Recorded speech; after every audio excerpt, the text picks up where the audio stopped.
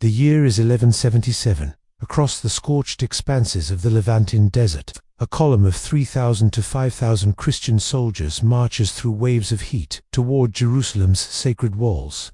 This Crusader force, commanded by Baldwin IV, faces not only the expanding threat of the Ayyubid Sultanate, but also the king's own body, betraying him to leprosy's cruel advance. At merely 16 years of age, Baldwin has already become a battle-hardened monarch, forced to issue commands from a cushioned litter as disease steadily consumes his flesh. Meanwhile, his nemesis Saladin consolidates power throughout the region, having secured control over both Cairo and Damascus, patiently waiting for the perfect moment to crush the kingdom of Jerusalem. The Christian force under Baldwin IV includes Raynald of Chatillon and the legendary Knights Templar, accompanied by a modest contingent of Christian warriors, approximately 500 mounted knights and several thousand foot soldiers. Their numbers appear laughable against their Ayyubid opponents, with intelligence reports estimating Saladin's army at 20,000 to 25,000 strong, dwarfing the Crusader force. Saladin crosses the frontier into the Kingdom of Jerusalem with his enormous host,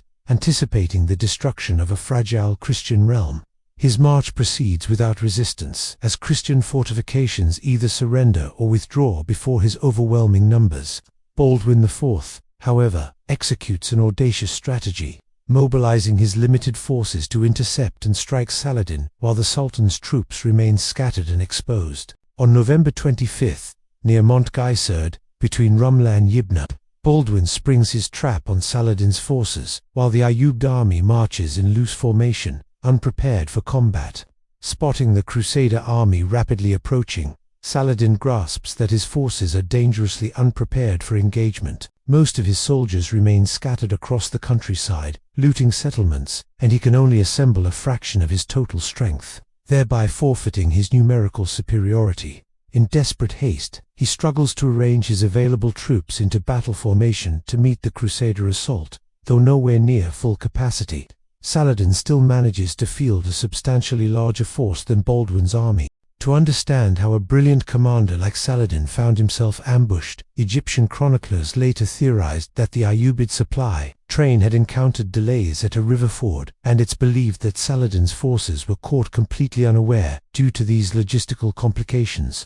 Alternative accounts suggest that Saladin had gravely miscalculated, dismissing King Baldwin as too young and disease-ridden to mount any serious offensive. Regardless of the reason, the dying boy king had comprehensively outmaneuvered his experienced adversary. According to contemporary accounts, King Baldwin IV commands the relic of the True Cross to be elevated before the assembled armies. The king, whose adolescent frame is already devastated by advancing leprosy, receives assistance dismounting and collapses to his knees before the sacred relic. Witnesses report he offers fervent prayers for divine intervention and struggles back upright to thunderous acclamation from his soldiers, inspired by the display they've just observed. On this day, become the warriors you are destined to be. The chronicles record him declaring, "You possess within yourselves the power to create your own legends. Let it be death or victory." Despite Baldwin being gravely sick and barely capable of remaining mounted, he recognizes that withdrawal is impossible and personally spearheads the assault. The Christian heavy cavalry, the Knights and Knights Templar, launch a devastating mounted charge straight into Saladin's ranks. The impact strikes a chaotic and unprepared Ayyubid army, inflicting catastrophic damage. The massive Christian knights punch directly through Saladin's center, dividing his formation completely down the middle and destroying their tactical cohesion. With Baldwin's entire force now fully engaged in combat, the Christians possess both momentum and superior morale. A brutal, one-sided slaughter quickly develops.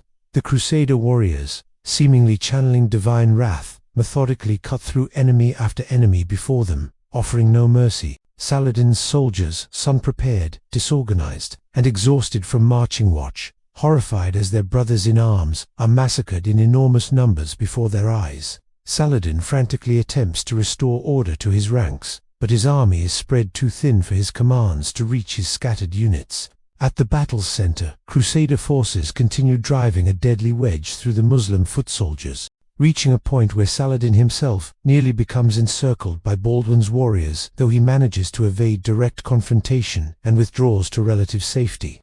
As combat intensifies, casualties mount catastrophically. Devastating losses accumulate among Saladin's forces, his soldiers falling in droves, while increasing numbers desert their positions and flee rather than face certain death. The Christian Franks, reinforced by the Templars, massacre numerous high-value targets, including several of Saladin's senior commanders. Confronted with his army's complete destruction, Saladin retreats to his final reserve, his personal bodyguard of 1,000 elite Mamluk horsemen. The Frankish knights, alongside the Templars, regroup for another devastating charge against this final Ayyubid resistance. They shatter the Mamluk formation and nearly reach Saladin personally, who barely escapes death in the melee by fleeing on a swift camel. Shortly afterward, Saladin's entire force collapses and retreats in complete disorder. Some attempt regrouping, many face capture, countless others die fighting. The victory proves so comprehensive that the Crusaders successfully capture Saladin's complete supply convoy. In the battle's aftermath, the field lies covered with severe casualties from both armies, relative to their respective sizes.